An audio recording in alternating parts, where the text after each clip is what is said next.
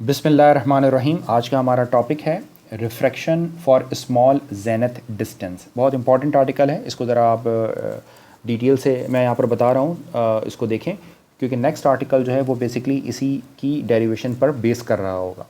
तो अब हम आपको बता रहे हैं refraction for a small zenith distance, यानी रिफ्रैक्शन का क्या बेसिकली इफ़ेक्ट होता है या कितनी रिफ्रैक्शन होती है स्मॉल जेनथ डिस्टेंस के ऊपर। अब ये जेनथ डिस्टेंस मैं आपको थोड़ा रिकॉल करा दूँ, अदरवाइज़ मेरे सेलेशियल स्फीयर के जो लेक्चर्स हैं उनमें भी अवेलेबल है। जेनथ डिस्टेंस का मतलब ये होता है, सपोज़ कीजिए कि ये आपका सेलेशियल स्फीयर है और ये जो है वो आपकी ऑब्जर्वर है, तो ये जो ओवरहेड लोकेशन है ये कहलाता है जेनथ, राइट।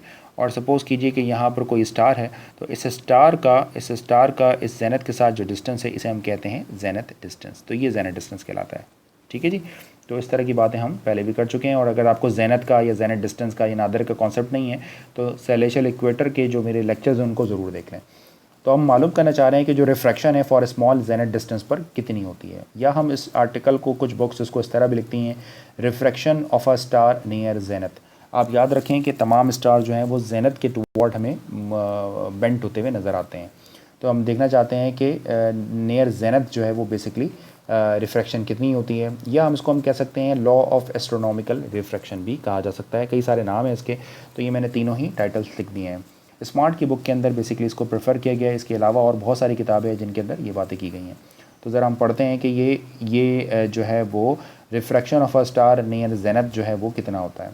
तो इस डायग्राम पर ज़रा फोकस करते हैं, ये बहुत इंपॉर्टेंट डायग्राम है। If we consider a star which is nearly overhead, ठीक है जी। हम एक स्टार कंसिडर करते हैं जो आपके if we consider star which is nearly overhead, यानी बिल्कुल आपके ओवरहेड है। ठीक है जी। ओवरहेड का मतलब क्या हो गया कि सपोज़ कीजिए कि आप यहाँ पर खड़े होते हैं, तो ये है बेसिकली स्टार बिल्कुल आपके ओवर, यानी यूँ समझ लें कि अगर आप जो है यहाँ पर नॉर्थ पोल के ऊपर हैं तो ये बेसिकली आपका स्टार है। ठीक है जी। सबसे सबसे क्लोजेस्ट आपने जो है वो उसको सपोज कर लिया है। तो क्या होगा, if we consider a star which is nearly overhead that is हो जेनथ डिस्टेंस स्मॉल। अब ये बात बहुत कॉमन है कि आप बहुत क्लोज होंगे तो उसका जो जेनथ डिस्टेंस होगा, जो भी मैंने थोड़ी देर पहले एक्सप्लेन किया, वो बहुत स्मॉल होगा। Then we neglect the curvature of the earth. तो हम क्या होता है कि अगर जेनथ डिस्टेंस स्टार का बहुत स्मॉल हो तो हम कर्वेचर ऑफ अर्थ को निगलेक्ट कर सकते हैं। And assume that the atmosphere consist of n+1 horizontal homogeneous layers. और ये होमोजेनस लेयर्स का मतलब होता है uniform density and same refractive index. ठीक है जी। बहुत गौर से देखते हैं। सपोज़ कीजिए कि ये आपके पास जो है वो डिफरेंट लेयर्स हैं, जिसे n+1 लेयर्स की हम बात करें ना, यानी हम अज्यूम करते हैं कि एटमॉस्फेयर जो है हमारे पास, सपोज़ कीजिए कि ये जो x है वो बेसिकली हमारा एक स्टार है, और ये जो है वो डिफरेंट लेयर्स हैं इनकी, ये डिफरेंट लेयर्स हैं। ठीक है, अभी मैं डिटेल से बताता हूँ आपको। और यहाँ पर इस ओ पोजीशन के ऊपर जो है वो एक ऑब्जर्वर है। ठीक है, अब ये जो स्टार है, ये स्टार जो है इसका जेनथ डिस्टेंस बहुत क्लोज है। ठीक है जी। ये तो आपको वैसे नज़र आ रहा है, लेकिन ये जेनथ डिस्टेंस काफ़ी कम है इनका। मैंने आप यहाँ पर चूँकि डायग्राम बनानी थी तो यहाँ पर कंपैरेटिवली आपको जेनथ डिस्टेंस ज़्यादा दिख रहा होगा, बट यहाँ पर हम जो है वो, जैसे कि हमारा टाइटल भी है कि refraction of a star near zenith distance, near zenith क्या होगा, तो हम यही सपोज कर रहे हैं कि ये स्टार जो है वो जेनथ के बहुत ही क्लोज़ है। ठीक है जी। तो ये बेसिकली जेनथ के बहुत क्लोज़ है। अच्छा जी, अब ये लेट म्यू एन जो है वो बेसिकली इसका रिफ्रैक्टिव इंडेक्स है। म्यू एन जो है वो इसका रिफ्रैक्टिव इंडेक्स है जब वो रे इन्फेक्ट होती है। अब बहुत गौर से आपने देखना है, ये जो एम नॉट है, am not is called lowest layer, lowers layers. Am not जो है वो बेसिकली लोवेस्ट लेयर है, and mu naught it's refractive index. ठीक है जी। जो एम नॉट है हमारे पास, ये डिफरेंट लेयर्स हैं, तो ये जो एम नॉट है आपके पास ये सबसे लोवेस्ट लेयर है, और म्यू नॉट जो है वो बेसिकली इसका रिफ्रैक्टिव इंडेक्स है। And let G B the angle, let z be the angle of incident at the surface AB of a ray from the star X which entered the atmosphere at P and finally reaches, ये आप देखिए ज़रा इसको, finally reaches the observer at O, then z is called the true zenith distance of a star। अब ज़रा हम इसको समझ लेते हैं कि ये क्या बात कह रहे हैं आपसे। ये आपसे ये कह रहे हैं कि ये आपके पास एक स्टार है, और ये स्टार जो है वो ए बी जो आपके पास लेयर है उससे ये इंटर होता है, ठीक है जी। इस स्टार की ये जो एम है ये बेसिकली ये इस लेयर का नाम है, और म्यू जो है वो बेसिकली इसका रिफ्रैक्टिव इंडेक्स है, जो बात यहाँ पर बताई है यहाँ पर। और क्या चीज़ है, Z, Z be the angle of incident of A B, और ये जो जेड है बेसिकली ये इसका एंगल ऑफ इंसिडेंट है, एंगल ऑफ इंसिडेंट बेसिकली ये वही एंगल ऑफ इंसिडेंट है जिसको हम इसका जेनथ डिस्टेंस भी कहते हैं, ठीक है। तो ये यूँ समझ लें कि ये यही डिस्टेंस है। अब जेनथ डिस्टेंस का मतलब ये कि सपोज़ कीजिए कि ये स्टार है और ये जेनथ है और यहाँ पर ऑब्जर्वर खड़े हैं, तो ये जो डिस्टेंस है ये बेसिकली इसका एंगुलर डिस्टेंस जो है ये इसका जेनथ डिस्टेंस होगा, ठीक है। ये वाला ये जो इसका डिस्टेंस है ये इसका जेनथ डिस्टेंस होगा। तो यही बात यहाँ पर हो रही है, तो बहुत गौर से आपने इन चीज़ों को समझना है। तो z जो है वो बेसिकली इसका ट्रू जेनथ डिस्टेंस है, ठीक है। और ये कहते हैं इंसिडेंट ए बी है of a ray from a star X which enter the atmosphere at P and finally reaches at the observer O. जो ये जो रे है ये इस वाले पॉइंट, ये जो पॉइंट है आपके पास ये पॉइंट पी मैंने यहाँ पर मेंशन नहीं किया, मैं यहाँ पर मेंशन कर देता हूँ। ये जो पॉइंट पी है आपके पास ये पॉइंट पी से जो है वो इंटर होती है, ऐसे पॉइंट पी से इंटर होती है और फाइनली जो है वो ऑब्जर्वर तक पहुंचती है, ठीक है जी। ये स्टार है आपके पास यहाँ पर कोई, मैं चाहूँ तो यहाँ पर एक ऐसे करके स्टार भी बना देता हूँ, ठीक है जी। और फाइनली जो है वो ऊपर पहुँचती है। Then ji is called the true zenith distance. तो इसका जो ट्रू जेनेट डिस्टेंस कितना होगा वो बेसिकली ये हो जाएगा इसका ट्रू जेनेट डिस्टेंस। यानी यूँ समझ लें कि अब कोई स्टार है तो ये जो है ना ये वाला जो इसका एंगल हो जाएगा जेनथ के साथ, जेनथ के साथ इसका जो एंगल होगा वो इसका ट्रू, यानी ये सपोज करें ये सी के पैरेलल है तो ये जो जी हो जाएगा तो ये वाला जो इसका एंगल हो जाएगा ये इसका ट्रू जेनथ डिस्टेंस कहलाता है, ठीक है जी। अच्छा जी, फिर क्या होता है यहाँ पर, then ji is called the true zenith. अगर हमारे पास कोई एटमॉस्फेयर ना हो if no atmosphere refraction, atmospheric if no atmospheric refraction, कोई एटमॉस्फेरिक रिफ्रैक्शन नहीं होती, the star would be seen by the observer in the direction of O T which is parallel to P X. अगर यहाँ पर कोई भी atmosphere ना हो तो बहुत सिंपल सी बात है, ये जो स्टार है आपके पास दिस इज़ पी एक्स जो है वो बेसिकली आपको नज़र आ रहा है, ये और ओ टी जो है आपको ओ टी वाले डायरेक्शन में दिखें, बेसिकली ये और ये एक दूसरे के पैरेलल हैं, ठीक है जी।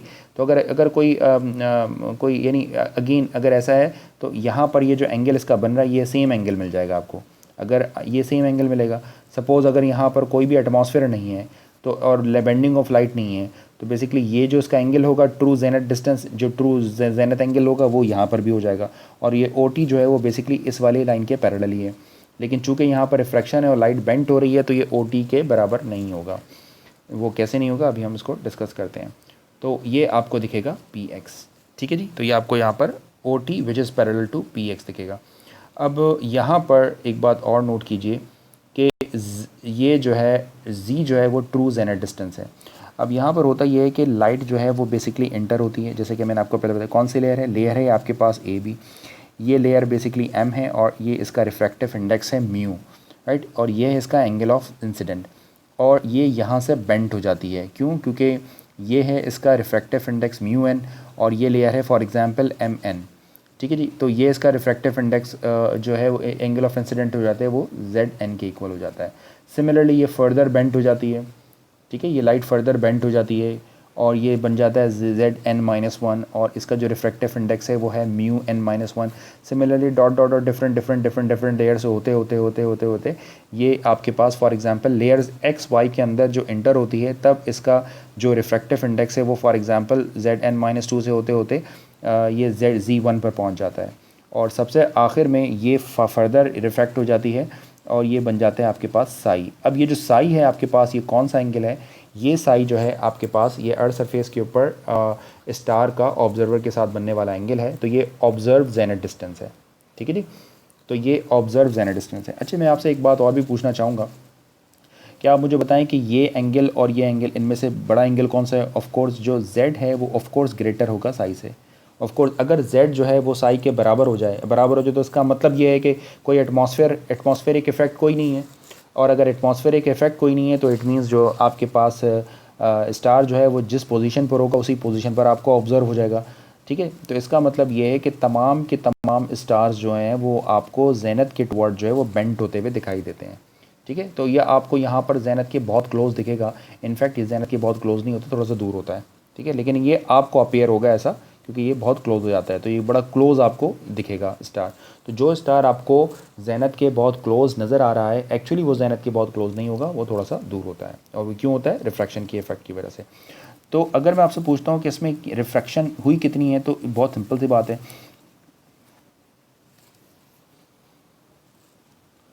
इसका जो ट्रू जेनेट डिस्टेंस है वो कितना है, इसका जो ट्रू जेनेट एंगल या जेनेट डिस्टेंस है वो जी है, और इसका जो ऑब्जर्व जेनेट डिस्टेंस है वो कितना है, साई है। तो यानी यूँ समझ लें कि ये ट्रू वैल्यू है और ये है बेसिकली अप्रॉक्सीमेट वैल्यू। और आपको जब भी इसमें एरर निकालना होता है तो ट्रू वैल्यू में से अप्रॉक्सीमेट वैल्यू माइनस कर देते हैं। तो अगर मैं जी में से माइनस कर दूँ साई, तो बेसिकली जो भी एंगल निकल कर आएगा वो उसका एंगल ऑफ रिफ्रैक्शन होगा। इस बात को मैं आपको यूँ भी समझा सकता हूँ कि फॉर एग्ज़ाम्पल एक एंगल तो ये जी है, तो एक एंगल ये स्टार है, तो ये एक एंगल तो ये बन रहा है, लेकिन स्टार आपको इस वाली लोकेशन के ऊपर नज़र आ रहा है ना, तो ये एंगल बेसिकली साई कहलाएगा आपके पास, ठीक है जी। तो ये जो छोटा वाला एंगल मैंने बनाया है, ये एंगल आपको साई नज़र आएगा। ये वाला जो एंगल है ये बेसिकली ऑब्जर्व एंगल है, और ये वाला जो एंगल है आपके पास, ये कौन सा है? ट्रू है। तो अगर इस बड़ी वाली वैल्यू में से छोटी वाली वैल्यू निकाल दूँ तो ये वाला जो इफेक्ट है, ये इफेक्ट आपको रिफ्रैक्शन की वजह से नज़र आएगा, ठीक है। तो अगर आपको मालूम करना है कि इसमें कितनी रिफ्रैक्शन है, तो आप पहले मैं इसको रब कर लूँ, नहीं तो ये, हाँ जी। तो अगर आपने ये रिफ्रैक्शन का इफेक्ट आपको इसमें मालूम करना है तो क्या करना होगा? बहुत सिंपल है, अभी मैंने आपको एक्सप्लेन भी कर दिया। देखिए जी, ये बात मैंने लिख दी है कि ऑब्जर्व जेनेट डिस्टेंस कितना होगा, साई होगा, और ट्रू जेनेट डिस्टेंस कितना होगा, जी होगा, ठीक है जी। ये इस तरह मैंने फिर से एक्सप्लेन कर देता हूँ कि फॉर एग्ज़ाम्पल अगर स्टार यहाँ है और ये है जेनत, तो ये जो एंगल है आपके पास, ये बेसिकली एंगल जी जो है, यानी ये वाला जो डिस्टेंस है, ये आपका ट्रू जेनेट डिस्टेंस होगा। लेकिन एक्चुअली स्टार अगर यहाँ पर ऑब्जर्व कर रहे हो तो ये जो एंगल है, ये एंगल होगा साई, ठीक है, जिसको हमने ईटन ही साई बनाया, तो ये हो जाएगा साई। तो आपको अगर रिफ्रैक्शन चाहिए तो रिफ्रैक्शन की इफ़ेक्ट की वजह से आपको ये इस तरह डिफरेंस दिख रहा है ना, तो रिफ्रैक्शन की इफ़ेक्ट की वजह से आप जो है वो इन दोनों को आपस में सब्ट्रैक्ट कर सकते हैं, और ये वाला जो एंगल होगा इनके दरमियान का, वो एंगल ऑफ रिफ्रैक्शन कहलाता है। तो सही हो गया। तो बताएं कि इसका एंगल ऑफ रिफ्रैक्शन क्या होगा। जैसे कि यहाँ पर मैं पहले बता चुका हूँ आपको, in each step the ray of light bent toward the normal as the density of the atmosphere increase downward. जैसे जैसे रे नीचे जाती जाती है, डेंसिटी इंक्रीज होती रहती है, राइट। ऊपर वाली रे जो होती है वो लेस डेंस होती है, और नीचे वाली जो है वो हाईली डेंस होती है। Finally reach at observer, observer पहुँचता है with angle psi with the direction O G direction में। देन तो इसका मतलब ये है कि साई जो है वो ऑफ कोर्स बहुत छोटा होगा जी के साथ, ठीक है जी, क्योंकि तमाम के तमाम स्टार जो हैं वो आपको जेनत के टूवर्ड जो है वो बेंट होते हुए दिखाई देते हैं। तो ये साई क्या चीज़ है? ये है इसका Janet distance, observer Janet distance है, और जी क्या है इसका 2। तो अगर आपने इसमें डिफरेंस निकालना है तो वो डिफरेंस एंगल ऑफ रिफ्रैक्शन कहलाएगा, जो बराबर होगा G minus psi is equal to R. इस हमने इक्वेशन नंबर 1 का, ठीक है जी। तो एवरी स्टार इज डिस्प्लेस, ये मैंने बात लिख भी दी है, is displace toward zenith by the law of sec. तो हर स्टार जो जेनत के अराउंड आपको दिखता है। अब डिफरेंट लेयर्स बनी हुई है आपके पास, तो इसमें हम अप्लाई कर सकते हैं law of successive refraction apply कर सकते हैं। तो यहाँ पर जो है वो हम लॉ ऑफ सक्सेसिव रिफ्रैक्शन कैसे लिखेंगे, जैसे कि मैंने अभी आपको थोड़ी देर पहले भी बताया था। तो क्या आप मुझे बताएंगे कि कैसे लिखा जाएगा ये लॉ ऑफ सक्सेसिव रिफ्रैक्शन जो है वो बेसिकली एट पॉइंट पी पर क्या होगा? एट पॉइंट पी के ऊपर जो आपके पास इंसिडेंट है वो है जी के एक एंगल है, और एंगल जी के इक्वल है, और इसका जो रिफ्रैक्टिव इंडेक्स है वो म्यू है। तो यहाँ पर आपको लिखना होगा, क्या लिखना होगा? सक्सेसिव जब हम बना रहे थे तो यहाँ पर आपको लिखना होगा म्यू, एंड ये हो जाएगा साइन जी एट पॉइंट पी के ऊपर, और यहाँ पर ये जो इसका एंगल ऑफ इंसिडेंट है वो क्या हो जाएगा? Mu refractive index mu N, और ये हो जाएगा साइन ऑफ जी एन, ठीक है जी। तो अब आप ज़रा देखिए, मैं इसको यहाँ पर साथ साथ लिख रहा हूँ, डायग्राम ऊपर ही आपके पास मौजूद है। लॉ ऑफ सक्सेसिव रिफ्रैक्शन मैं आपको पहले से एक्सप्लेन कर चुका हूँ, तो यहाँ पर हम इसको लिख लेते हैं। तो एट पी पर क्या होगा? एट पी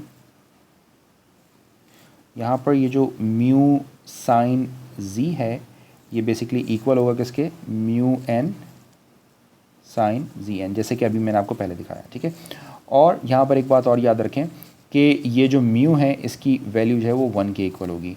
ये म्यू की वैल्यू जो है वैक्यूम के लिए जो है ना, रिफ्रैक्टिव इंडेक्स जो होता है वो 1 के इक्वल होता है। तो जब आप यहाँ पर इसको 1 पुट कर दें तो यही जो है वो पी के ऊपर आपके पास जो है वैल्यू क्या बन जाएगी, ये 1 टाइम हो जाएगी यहाँ पर। ठीक है, हम इसको अभी नहीं रखते हैं, चलो थोड़ी देर बाद रख लेते हैं, तो इसकी जगह पर 1 पुट कर लेंगे। अच्छा जी, इसी तरीके से आप मुझे ये बताएं कि जो है क्यू पर क्या होगा, एट क्यू पर क्या होगा। अब आप जरा चलते हैं वापस अपनी डायग्राम की तरफ। अब ज़रा देखिए कि आप मुझे बताएं कि एट पॉइंट क्यू, ये है हमारा जो सेकंड पॉइंट है आपके पास, ये शायद मैं यहाँ पर मेंशन नहीं किया मैंने, ये जो सेकंड पॉइंट है फॉर एग्जांपल ये पी हो जाएगा, ये तो सेकंड पॉइंट क्यू हो जाएगा। तो ये जो सेकंड पॉइंट है ये बन जाएगा आपका रिफ्रैक्टिव इंडेक्स, और ये है बेसिकली अब इसका एंगल ऑफ इंसिडेंट, और ये है इसका एंगल ऑफ रिफ्रैक्शन। ठीक है जी, तो कैसे लिखेंगे, mu n sine G n, और ये बन जाएगा mu n minus one sine G n minus one. ठीक है जी, इसी तरह हम चलते चलते कहाँ तक पहुँच जाएंगे, हम पहुँच जाएंगे म्यू नॉट और इसका एंगल ऑफ रिफ्रैक्शन जो है वो बेसिकली साइन साई तक पहुँच जाएंगे। तो मैं फाइनली इसको इस तरह लिख रहा हूँ कि मैं इसको इस तरह लिख रहा हूँ, एट पॉइंट क्यू पर क्या होगा, ये बन जाएगा mu n sine G n, और ये इक्वल हो जाएगा आपके पास mu n minus one sine G n minus one. ठीक है जी, इसी तरीक़े से हम सारी लेयर्स को हमने पास कर लिया और सबसे आखिरी लेयर पर पहुँचे, तो ये बन जाएगा म्यू वन साइन जी वन, और सबसे लास्ट वाली जो लेयर है वो बन जाएगा म्यू नॉट एंड साइन, और इसका एंगल हो जाएगा साई। ठीक है जी, तो यहाँ पर हम इस तरह पहुँच गए। अच्छा जी, ज़रा यहाँ पर मैं इसको ज़रा सर्कल कर लेता हूँ ताकि फिर मैं आपको ज़रा और बता सकूँ कि ये जो है वो बेसिकली क्या हो रहा है। यहाँ पर देखें ये सारी वैल्यूज़ तो इक्वल ही हैं बेसिकली, ये इसके इक्वल है तो इसकी जगह ये पुट कर दें, ये इसके इक्वल है, ये इसके लिए सब इक्वल है, तो इसका मतलब है कि फ़र्स्ट और लास्ट वैल्यू को आपस में इक्वेट किया जा सकता है। तो जब आप फर्स्ट और लास्ट वैल्यू को आपस में इक्वेट करेंगे तो ये बन जाएगा mu sine Z is equal to mu naught sine psi, right. और यहाँ पर जो म्यू की वैल्यू है वो किसके इक्वल है, 1 के इक्वल है। तो जब आप म्यू की वैल्यू 1 के इक्वल रखते हैं तो हम इसको किस तरह लिखेंगे, इसको हम लिखेंगे sine Z is equal to mu naught sine psi. ठीक है जी, और ये बन गई है आपके पास फॉर एग्जांपल इक्वेशन नंबर 2, और ऊपर हमने बनाई है इक्वेशन नंबर 1। तो इस इक्वेशन नंबर 1 के अंदर से जो है वो आप z की वैल्यू निकाल लीजिए, जो बराबर हो जाएगी आपके पास साई प्लस आर, क्योंकि हमें r बेसिकली फाइंड आउट करना है। ठीक है जी, तो z की वैल्यू बराबर हो जाएगी साई प्लस आर, और उसको इक्वेशन नंबर 2 के अंदर सब्स्टिट्यूट कर दें। तो जब हम इसको इक्वेशन नंबर 2 के अंदर सब्स्टिट्यूट करेंगे तो इक्वेशन नंबर पहले 1 इम्प्लाइज, इसको जब हम z की वैल्यू निकालते हैं तो ये बराबर हो जाता है साई प्लस आर, और इसको आप सब्स्टिट्यूट कर दें कहाँ पर, इन इक्वेशन नंबर 2।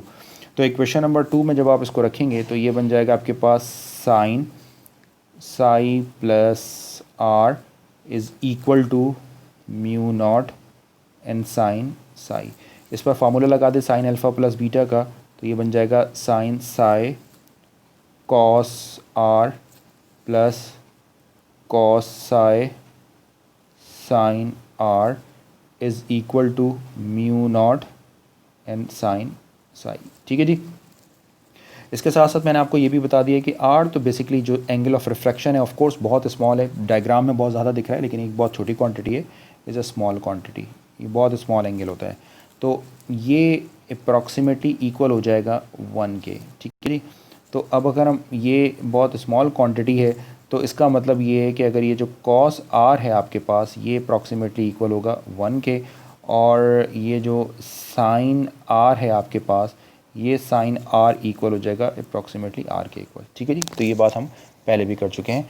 तो ये आर एक बहुत स्मॉल क्वांटिटी है, जब इसको उठाकर आप इसके अंदर सब्स्टिट्यूट कर देंगे, कहाँ पर पुट कर देंगे, ऊपर वाली इक्वेशन में, यानी इस इक्वेशन के अंदर डाल देंगे। मान लें कि ये इक्वेशन नंबर 3 है आपके पास, जब 3 में आप इसको सब्स्टिट्यूट करेंगे तो ये बन जाएगा आपके पास साइन साई, और कॉस आर एक्चुअली 1 के इक्वल होगा प्लस, और यहाँ पर ये आर जो है वो एज इट इज़ रहेगा, ये मैंने 1 नहीं लिखना चाहिए, स्मॉल है बस, छोटा है।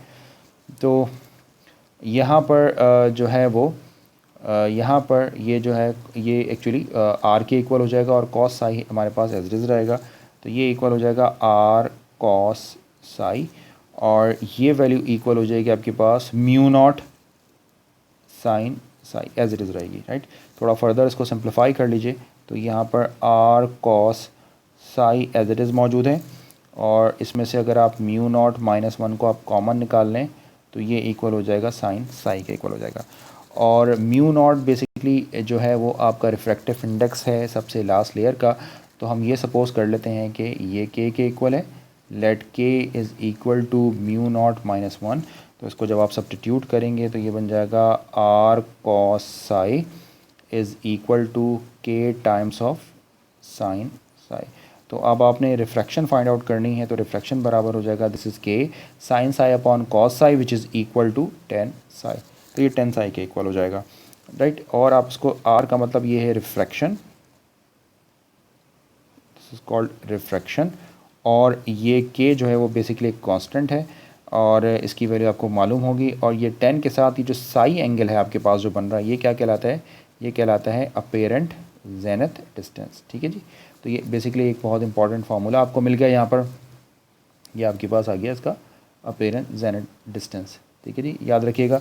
तो वो तमाम ऑब्जेक्ट जो हैं वो जो क्लोज होते हैं किसके, जो आपको जो स्काई पर आपको दिख रहे होते हैं स्टार्स वगैरह, तो वो बेसिकली आपको जेनत के टुवर्ड जो है वो क्लोज होते हुए दिखते हैं और वो यानी वो उनकी एक्चुअल पोजीशन बिल्कुल नहीं होती है।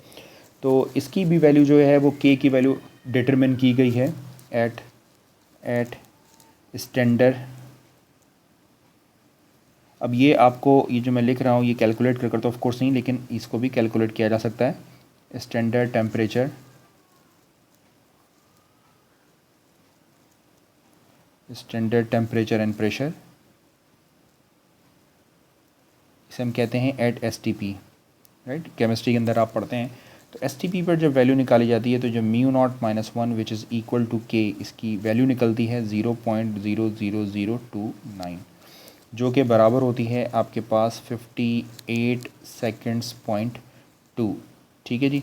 तो जब फाइनली इस वैल्यू को है आप इस ऊपर वाले फार्मूले के अंदर सब्स्टिट्यूट करते हैं आपके पास, तो आपके पास जो फाइनल रिज़ल्ट बनकर आता है रिफ्रैक्शन का, जो रिफ्रैक्शन बराबर होती है आपके पास वो होती है 58 सेकेंड्स पॉइंट 2 10 साई, ठीक है जी। और साई क्या चीज़ है, जैसे कि अभी मैंने आपको थोड़ी देर पहले बताया, Sai basically observe zenith distance है, ठीक है जी। तो अगर मैं आपसे पूछता हूँ कि ये बताएं कि if psi is equal to zero, तो अगर साई ज़ीरो के इक्वल होता है, साई ज़ीरो का एक मतलब है जो ऑब्जर्व जेनिथ डिस्टेंस है अगर वो ज़ीरो के इक्वल होता है तो ऑफ कोर्स जो इसका रिफ्रैक्शन है वो भी ज़ीरो के इक्वल हो जाएगा इस फार्मूले के अकॉर्डिंग।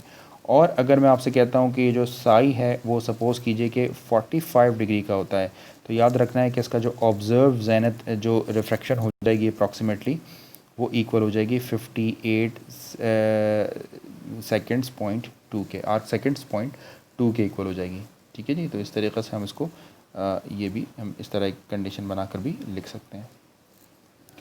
और ये बात आप याद रखिएगा यहाँ पर कि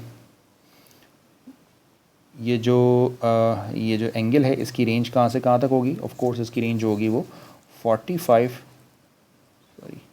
इसकी जो रेंज होगी आपके पास वो 45 डिग्री, जो जेनत है वो 45 डिग्री से 90 तक होगा आपके पास जेनत जो है। और हम इसको यूँ भी लिख सकते हैं, ये यानी इसका मतलब ये है कि the above formula is true for 45 less than z less than 90 degree and K जो है वो डिपेंड्स करता है, depends upon pressure and temperature.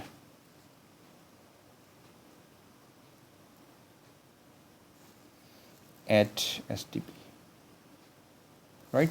तो ये बेसिकली हमारा मेन फार्मूला बन गया है।